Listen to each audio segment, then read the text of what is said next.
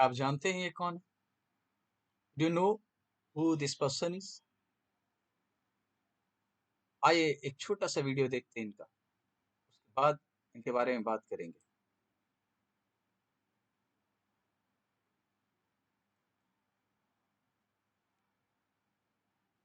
Giv Patel is a man of many shades. He's a painter, a playwright, and a poet. Human condition and the human body are constant in his work. He's here with the Chandigarh Lalit Kala Academy for a slide show and presentation titled The and the Eye. We speak to Giv about his journey and his art.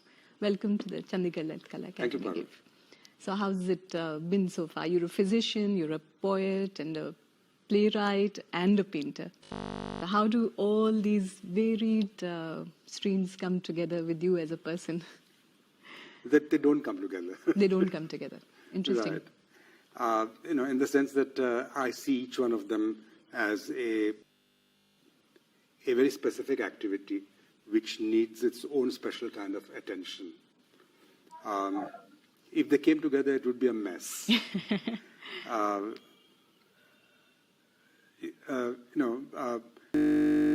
Why would one practice so many? And then why would one practice so many things if one could say something equally well in one or the other? Right. So I'm very aware of the fact that there's some things which can only be conveyed through painting.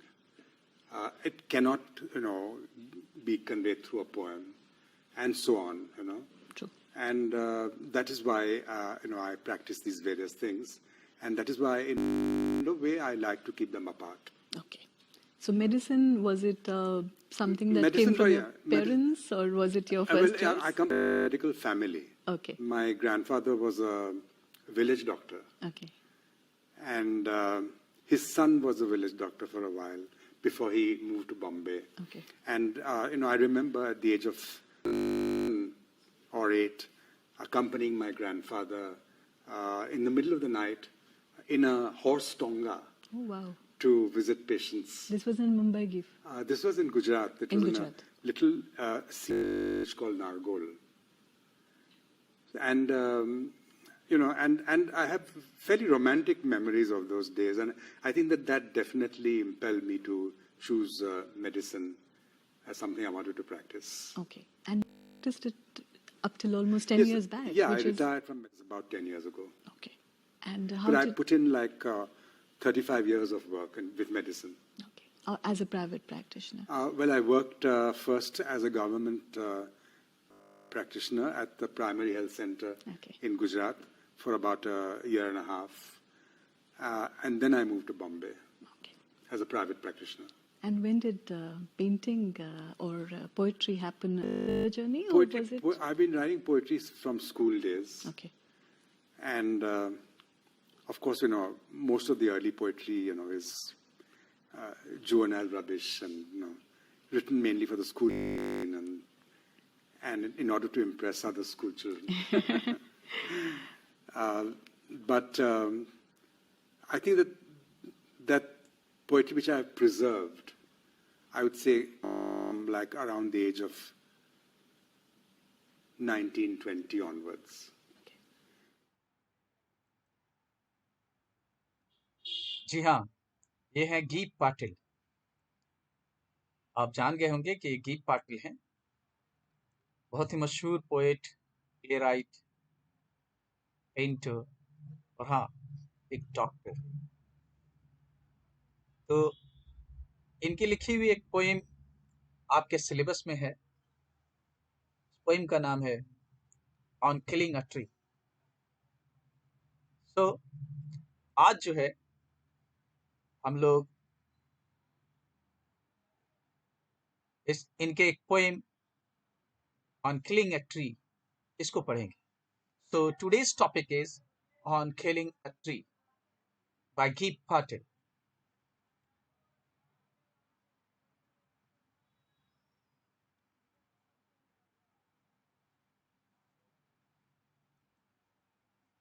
Giv Patil was born in 1940 as a renowned Indian poet, playwright, and painter. In his poetry, Patil uses a syncopated rhythm Some of his notable works are Mirroring 1991, How Do You Withstand Body 1976. Gibb Patil एक बहुत ही मशहूर Indian poet हैं, play right हैं और painter हैं। इनकी poetry में अपनी पोइट्री में पटेल यूज करते हैं सिंकोपेटेड रिदम को। सिंकोपेटेड रिदम कहने का मतलब ऐसा रिदम जिसमें किसी एक लेटर वगैरह को ड्रॉप कर दिया जाता है और उससे जो फिर साउंड निकलता है उस तरह के साउंड के साथ रिदम को क्रिएट करना। Some of his notable works are, कुछ मशहूर जो उनके वर्क हैं पोइट्री के वो हैं mirroring 1991, how do you withstand body 1976। ये 1976 में उन्होंने लिखा। और ये कुछ पोइम के बारे में भी जान लें। जो पोइम अभी पढ़ने जा रहे हैं आप, The poem is about the harm done to the environment by human beings. In a voice of sarcasm and irony, the poet speaks of man's violence and impatience towards nature. The poem is written in free verse. ये जो poem है वो इंसानों के जरिया कुदरती environment को जो नुकसान पहुंचाया जा रहा है उसके बारे में ये पोएम। ये एक तंजिया बहुत ही ताना देते हुए अंदाज से आवाज में पोएट जो है इंसान के जुल्म सितम जो तसद्दुद है दरख्तों और नेचुरल इन्वायरमेंट कहते हैं उसके मुखालिफ में उसको बयान किया है। The poem is written in free verse. ये पोएम एक फ्री वर्स में है। फ्री वर्स मीन्स आजाद नज्म, ये जानते होंगे आप, आजाद नज्म। राइमिंग स्कीम नहीं होता नॉर्मल पोएम की तरह, हाँ बल्कि राइमिंग होता है, एक म्यूजिकल साउंड क्रिएट होता है लफ्जों के खेल से, सेंटेंसेस के स्ट्रक्चर से। सरकाज़म एंड आयरनी, सरकाज़म और आयरनी क्या है? ये जिस बात को कहना होता है, हमें जो कुछ कहना हो रहा होता है उसके अपोजिट में कह के तंज के जरिए हम कहते हैं, बिल्कुल ही अपोजिट बात को कह रहे होते हैं, हालांकि मतलब वो नहीं होता है जो कह रहे होते हैं, उसके अपोजिट वो काम को करना होता है। ऐसा कुछ अंदाज। किसी को कुछ मना करना होता है तो हम कहते हैं ना ना ठीक है ये करो। ये अंदाज जो होता है ये आयरनी का अंदाज होता है। ठीक है यही करो, इसी से हो जाएगा, तुम कामयाब हो जाओगे, मत पढ़ो। जैसे कहते हैं मत पढ़ो कामयाब हो जाओ, कहना क्या चाहते हैं कि पढ़ो तभी कामयाब होगे। तो ये एक सरकाज़म, एक आयरनी का अंदाज होता है। तो एक अंदाज इसमें है इस पोइम में भी। तो पहले हम लोग ऐसा करते हैं कि पोइम को रीडिंग करेंगे, लाउडली रीड करना चाहिए स्टूडेंट्स को भी। So you all should read it loudly with me. Or separately, you can read it loudly. First, read it loudly.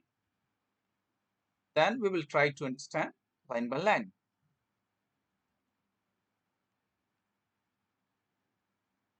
On Killing a Tree by Guy Patel.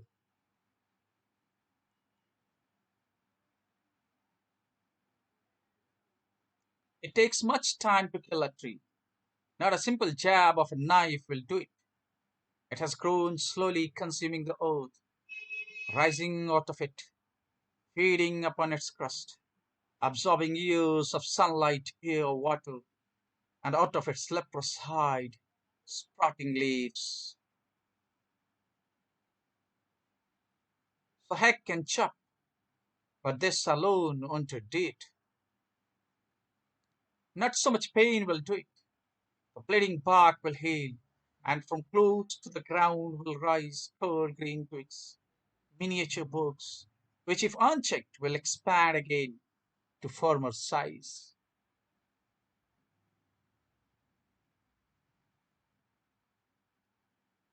No, the root is to be pulled out of the anchoring earth.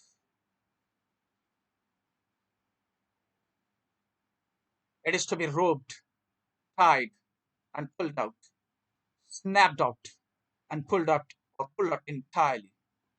hot from the earth cave, and the strength of the tree exposed, the swords white and red, the most sensitive, hidden for years inside the earth.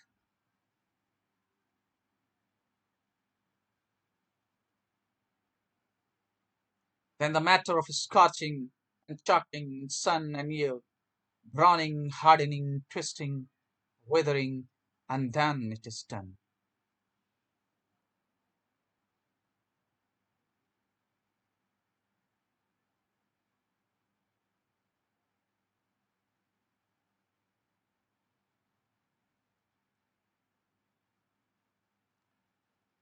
तो आपने पढ़ा इस poem को, ये on killing a tree, ये complete poem है। तो इसके बारे में कुछ बात कर लें और भी। On killing a tree, title, title क्या बताता है? ऐसा लगता है कि टाइटल कहना चाह रहा है a song on killing a tree. तो एक तंजिया अंदाज इस टाइटल से ही मिल जाता है, जैसे कि किसी जीत की खुशी में, किसी शादी, किसी सेलिब्रेशन की खुशी में कोई गीत गाया जाता हो, कुछ बताया जाता हो, वही अंदाज यहाँ पे इस्तेमाल किया गया है और कहा जा रहा है on killing a tree, a song on killing a tree, on killing a tree. तो ये टाइटल खुद ही आयरनिक है और ये थीम को बताता है और इस बात को बताने की कोशिश कर रहा होता है कि how important the tree is, लेकिन उसको तंज वाले अंदाज में कहता है कि किलिंग ट्रीज को किलिंग कैसे किया जा सकता है, कैसे मारा जाता है, कैसे मारा जाना चाहिए। उसके बाद एक और अंदाज है जो सरकाज़म को हम ये बताना चाहेंगे कि जैसे कि पहले ही बताया कि ये जो पोएट है वो एक डॉक्टर भी है, अंदाज एक डॉक्टर वाला है। जैसे किसी आदमी को कोई बीमारी हो जाए, मान लो किसी तरह के कोई मर्ज है, डॉक्टर के पास जाता है, वो पेशेंट है, वो चाहता है कि नहीं उसको ऑपरेशन वगैरह ना हो, ज़्यादा कुछ परेशानी ना हो और उसकी बीमारी ठीक हो जाए। तो कहता है ना डॉक्टर साहब, क्या वो एक दवा से ठीक नहीं हो जाएगा? और छोटा मोटा किसी तरह का इस तरह से ऐसे करने से ठीक नहीं हो जाएगा? डॉक्टर कहता नहीं, तो ठीक तो हो जाएगा थोड़ा सा, लेकिन फिर बाद में फिर बढ़ जाएगा, फिर हो जाएगा। यानी डॉक्टर यही कहने की कोशिश करता है कि ये बड़ा दुश्मन है, इसको एकदम जड़ से निकालना पड़ेगा। जब तक इसको जड़ से खत्म नहीं करोगे नहीं होगा, ये बीमारी खत्म नहीं होने वाली। तो एक अंदाज इस तरह का आपको मिलेगा। आगे देखें, पढ़ें पोएम को। मैं लाइन बाय लाइन इसको एक्सप्लेन कर रहा हूँ, उसके बाद और बातों को समझाऊंगा आपको। तो first, it takes much time to kill a tree, not a simple jab of a knife will do it। कह रहा है कि बहुत वक्त लगता है एक दरख्त को मारने में, इतनी आसानी से मरने वाला नहीं है। एक सिंपल जैब अगर सिर्फ कर दिया, जैब कहने का मतलब है कुल्हाड़ी का वार या फिर चाकू का वार, एक दो बार जो वार लग किया जाता है, झटके से मारा जाता है, तो सिर्फ इस जैब से नहीं होने वाला, इससे नहीं होगा। यानी दरख्त मरेगा नहीं इतनी आसानी से, सिर्फ जैब कर देंगे मर जाएगा ऐसा नहीं है। क्यों? वो कहता है ऐसा इसलिए नहीं है क्योंकि ये इतनी आसानी से थोड़ी ना बड़ा हुआ है, ये तो धीरे धीरे करके काफी दिन में बड़ा हुआ है। जैसे कि कहता है it has grown slowly, consuming the earth, rising out of it, feeding upon its crust, absorbing years of sunlight, year water। ये धीरे धीरे बड़ा हुआ है, कंज्यूम करके अर्थ को अर्थ से अपने खुराक को हासिल करके, राइजिंग आउट ऑफ इट, और इससे निकला है, फीडिंग अपॉन इट्स क्रस्ट, इसके क्रस्ट। क्रस्ट किसको कहते हैं? जमीन का ऊपरी हिस्सा, सतह, जो क्रस्ट कहलाता है।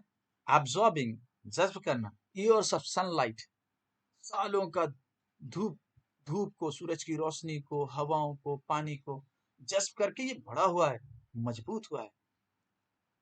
देखिए कैसे ट्री, एक एक बीज कैसे एक पौधे की शक्ल इख्तियार करता है और फिर दरख्त की शक्ल इख्तियार करता है।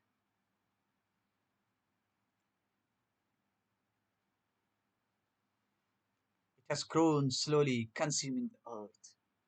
स्लोली अर्थ को कंज्यूम करके ये बड़ा हो रहा है।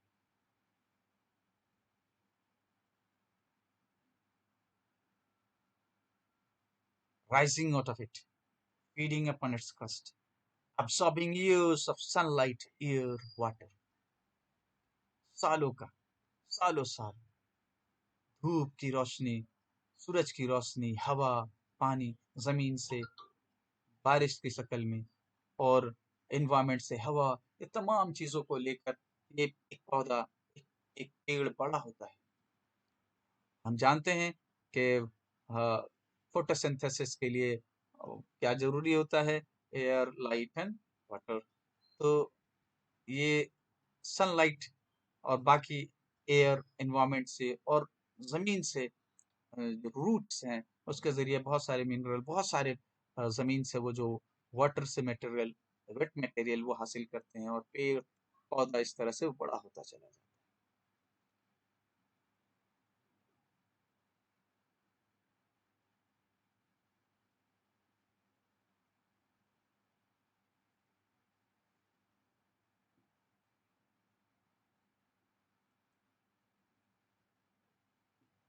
और क्या कहा जाता है कि बहुत दिनों सूरज, धूप की रोशनी और हवा और पानी लेकर ये बड़ा होता है, सालों साल। एंड आउट ऑफ इट्स लेप्रोसाइड, जब बड़ा हो जाता है, मजबूत दरख्त होता है, तो उसके लेप्रोसाइड से स्प्राउटिंग लीव्स निकलते हैं। लेप्रोसाइड, लेप्रोसाइड क्यों कहा जा रहा है?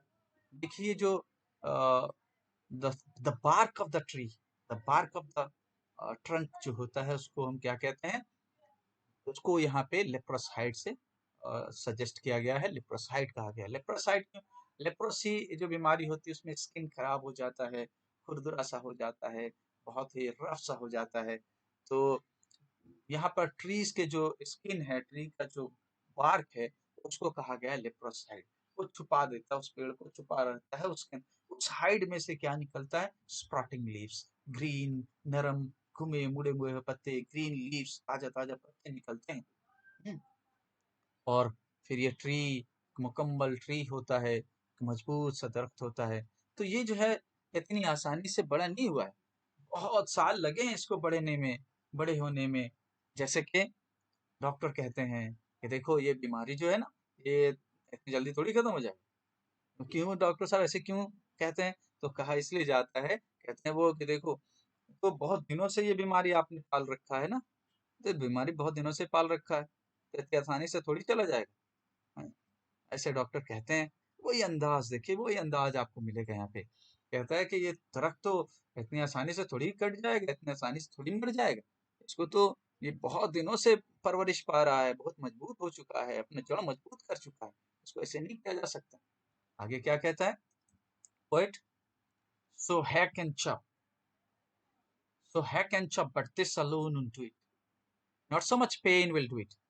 इसलिए काटना पड़ेगा इसको, टुकड़े टुकड़े करना पड़ेगा, लेकिन इससे सिर्फ नहीं होगा। पहले काट देना होगा, लेकिन सिर्फ इससे अच्छा होगा कि ट्री खत्म हो जाए, मर जाए, ऐसा नहीं होगा। Not so much pain will do it, इससे बहुत ज्यादा दर्द होने वाला नहीं है इस पेड़ को। ये का इसका मतलब ये इतनी आसानी से खत्म नहीं होगा। क्या करना पड़ेगा? The bleeding bark will heal and from close to the ground will rise curled green twigs, miniature buds which if unchecked will expand again to former size। तो कहता क्यों, क्यों नहीं होगा? इससे सिर्फ काट देंगे, चॉप कर देते हैं, टुकड़े कर दें, उससे फिर खत्म क्यों नहीं होगा? वो कहते हैं इसलिए नहीं, क्योंकि जो ब्लीडिंग बार्क है, जो जख्मी जो छाल है, जो बार्क है, जो तना है, वो क्या होगा? क्लोज टू द ग्राउंड, जमीन के पास से काटने के बाद भी वो हील कर जाएगा। The bleeding bark will heal, वो हील कर जाएंगे और मैंने ठीक हो जाएंगे, वो ठीक हो जाएगा। जैसे कि कोई बीमारी हो जिसको कहा जाता है ठीक है डॉक्टर साहब इससे दवा से ठीक नहीं हो जाएगा, दवा से देखिए तो ठीक होगा, लेकिन फिर उसमें वो जो है बात आ जाएगी, फिर आपको परेशानी होने लगेगी, क्योंकि बहुत दिनों से ये जो बीमारी है आपके जिस्म के अंदर है ना, इसीलिए ये कहते हैं डॉक्टर अक्सर। तो वो अंदाज यहाँ पर भी नजर आता है, जैसे लगता है कि ये खत्म थोड़ी ना हो जाएगा, ट्री इतनी जल्दी आसानी से थोड़ी ना मर जाएगा, ये तो काफी दिनों से परवरिश पाया है, मजबूत हो गया है, बहुत अपनी जड़ें मजबूत कर चुका है। तो ये जो ब्लीडिंग बार्क है वो फिर ठीक हो जाएगा और क्या होगा, और फिर जमीन के पास से फिर नए नए हैं ग्रीन ट्विक्स ट्विक्स निकलेंगे। ट्विक्स क्या कहते हैं आप जानते हैं, वो छोटे से तना को, छोटा तना को जिसमें पत्ते लगे होते हैं उसे ट्विक्स कहते हैं। वो ट्विग निकल आएंगे जो कि मिनिएचर बग्स हैं, यानी कि छोटी टहनियां हैं, मिनिएचर हैं, यानी बड़े किसी एक पेड़ का एक तरह का छोटा सा नमूना है वो।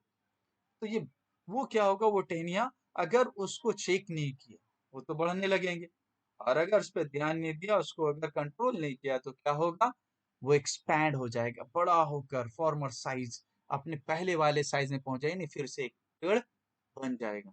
इसलिए अगर आप सोचते हैं कि सिर्फ चॉप कर देने से, कट कर देने से ट्री मर जाता है, ऐसा नहीं होगा। तो क्या करना पड़ेगा, तो कहते हैं no, the root is to be pulled out of the anchoring earth. It is to be roped, tied, and pulled out, snapped out, snapped out, or pulled out entirely, out from the earth cave, and the strength of the tree exposed, the source white and wet, the most sensitive hidden for years inside the earth.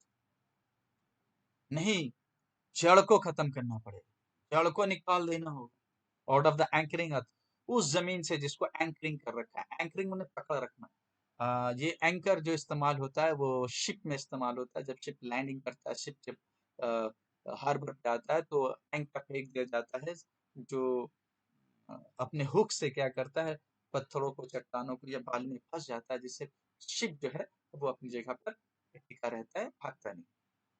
तो ये anchoring अर्थ, यहाँ पर क्या है कि जमीन को anchor कर रखा है, पकड़ रखा होता है, उसको निकालना होगा। It is to be roped, इसको रस्सी से बांधना, टाइट कर देना और खींच कर निकाल देना या तोड़ कर निकाल देना, जोर से खींच कर, और पुल डॉट इंटा, ये पूरा पूरा खींच कर निकाल देना, आउट फ्रॉम द अर्थ के, क्या करके, जमीन को खोद कर। ऐसा देखा जाता है कि जड़ को निकालने के लिए उसके आसपास की जमीन को खोदा जाता है, और खोद कर उसके कमजोर जो हिस्सा होता है, जो सोर्स जो होता है, जो जड़ होता है, उसको काटा जाता है अंदर से जाकर।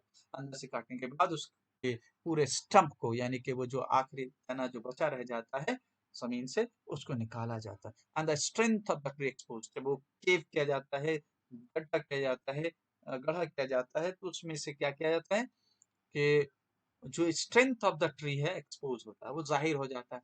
और ट्री का स्ट्रेंथ क्या है, the source white and wet, वो तो रूट है, वही तो जरिया है, जिंदगी का जरिया। वाइट एंड वेट होता है, सफेद गीगा सा, मोस्ट सेंसिटिव हिडन, बहुत ही सेंसिटिव, बहुत ही हसास वो पार्ट होता है, वही सोर्स होता है, उस वही जिंदगी देता है, इसे परवरिश करता है। वो क्या करता है, वो हिडन जो छुपा होता है वो जाहिर हो जाता है, जो सालों साल जमीन के अंदर छुपा था और पेड़ को गजाएं पहुंचा रहा था, पेड़ को वाटर पहुंचा रहा था जमीन से, वो जाहिर हो जाता है। हाँ, उसको निकालना पड़ेगा, उसको निकालना पड़ेगा, ऐसे नहीं होगा। देखिए आप किस तरह से the root is to be pulled out of the anchoring earth, क्या कहना चाहते हैं, किस तरह से इस रूट को पुल आउट किया जा रहा है, जो जमीन को एंकर कर रखा है, पकड़ रखा है।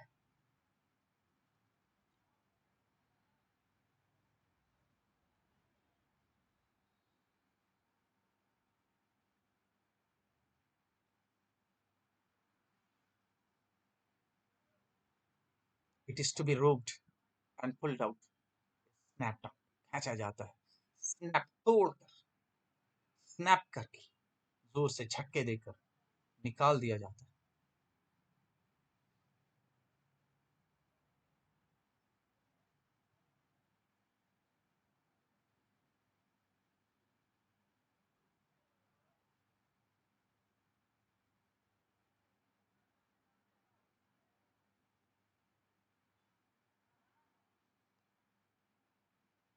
और pulled out entirely out from the earth cave, या फिर अर्थ का केव बनाकर, जमीन के गड्ढे करके क्या किया जाता है, गड्ढे कर कर जमीन को खोद कर वहां उसके जड़ को, जो कि वाइट एंड वेट होता है, उसको एक्सपोज किया जाता है, उसे काट कर, and the strength of the tree expose the source white and wet, उसको काटा जाता है, काट कर उसे पूरे स्टम्प को फिर निकाल दिया जाता है।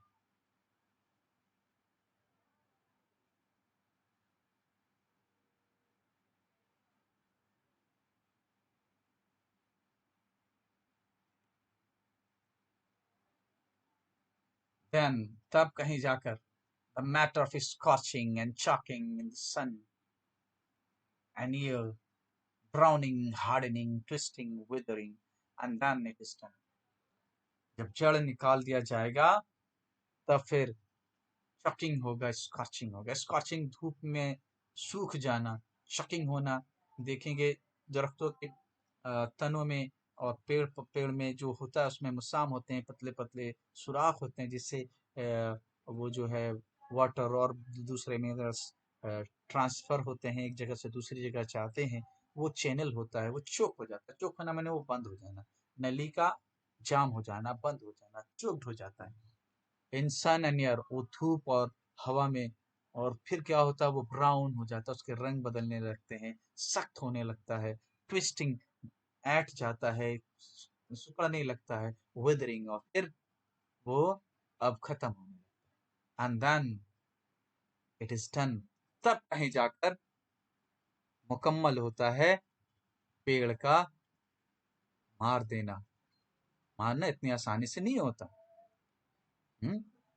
तो देखिए वो जो अंदाज मैंने बताया, जैसे कि कोई पेशेंट अगर ये कहे कि हाँ क्या इस तरह दवा से ठीक नहीं हो जाए, तो कहेंगे नहीं नहीं ऐसे नहीं हो सकता, आपको तो फिर और कुछ करना पड़ेगा ना, तो ये तो बहुत दिनों से बड़ा है, बहुत दिनों से आपकी बीमारी है, आपने बहुत दिनों से पाल रखा है इसको, तो ये दवा से अगर दिया जाए तो हाँ थोड़े दिनों के लिए तो दब जाएगा, लेकिन फिर वहां से निकल आएगा, फिर वो बीमारी बढ़ जाएगी।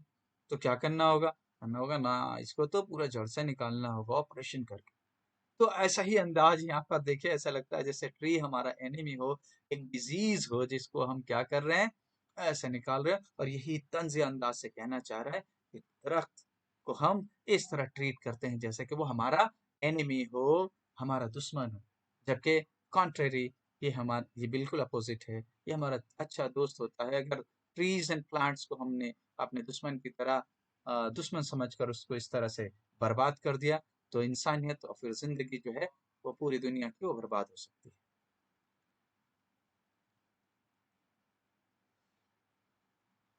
उसका समरी है यहाँ पे, in the poem on killing a tree the poet describes the cutting down of a tree as a ceremonial task. Poem में ऑन किलिंग अ ट्री में पोएट बयान करता है दरख्त के काटने को एक सेरेमनी के तौर पर, सेरेमोनियल टास्क, जैसे कि बड़ा ही एक कोई तरह का सेलिब्रेट किया जा रहा है, मनाया जा रहा है किसी चीज को। He says that it is not at all a simple task. वो कहते हैं कि देखो ये बड़ा ही सिंपल टास्क नहीं है, it requires a lot of time and effort to kill a tree. बहुत ही वक्त लॉट ऑफ टाइम और कोशिश की जरूरत है, जद्दोजहद की जरूरत होती है एक तरफ को मारने की। The tree has grown up consuming earth, क्यों, क्योंकि ट्री जो है जमीन का इस्तेमाल करके, उसमें खुराक हासिल करके स्लोली बढ़ा है, eating and drinking from the earth, जमीन से खा पी कर वो बड़ा हो। The sunlight, air and water of the earth help it to grow up. ये धूप की रोशनी, सूरज की रोशनी, एयर, हवा और पानी, जमीन, ये मदद क्या है उसको बड़ा होने में, सालों साल। It is not easy to kill the tree with a simple jab of knife.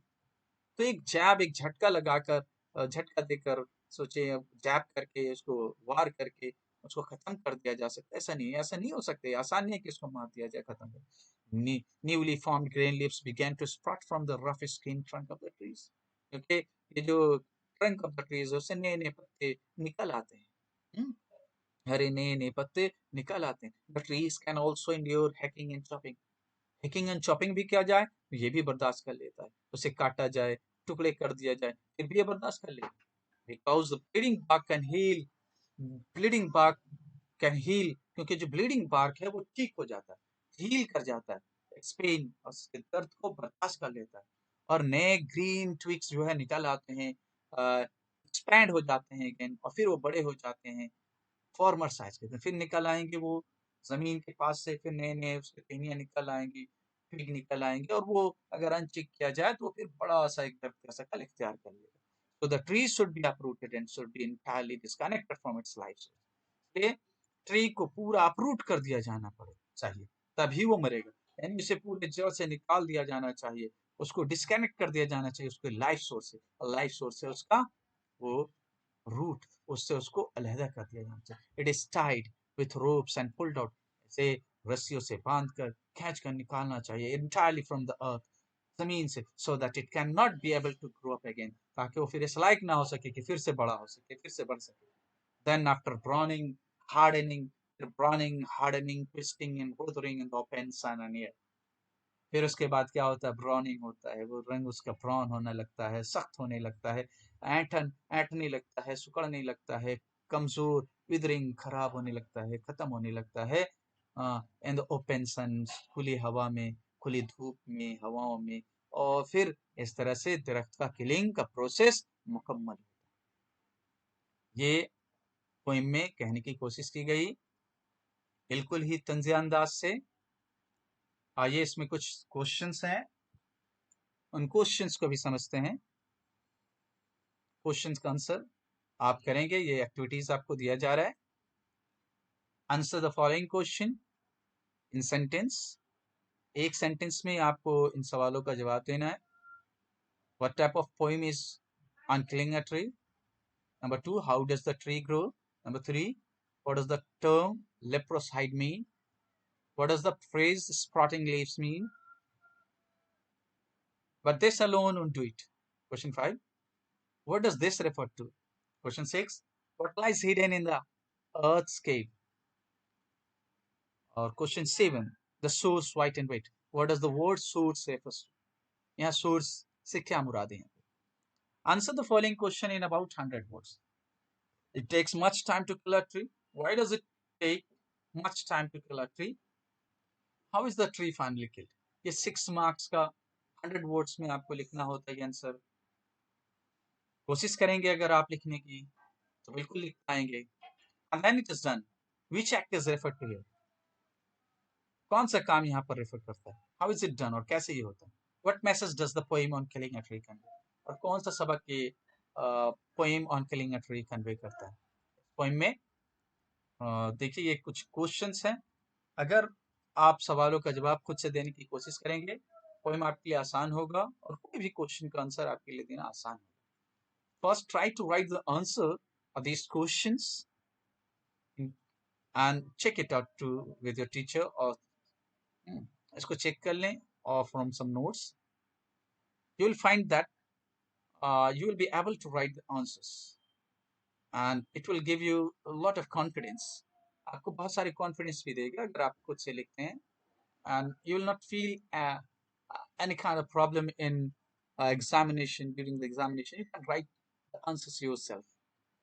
So ये कुछ एक्टिविटीज से कर लें, और समझने के लिए आप वीडियो को बार बार भी देख सकते हैं। Thank you.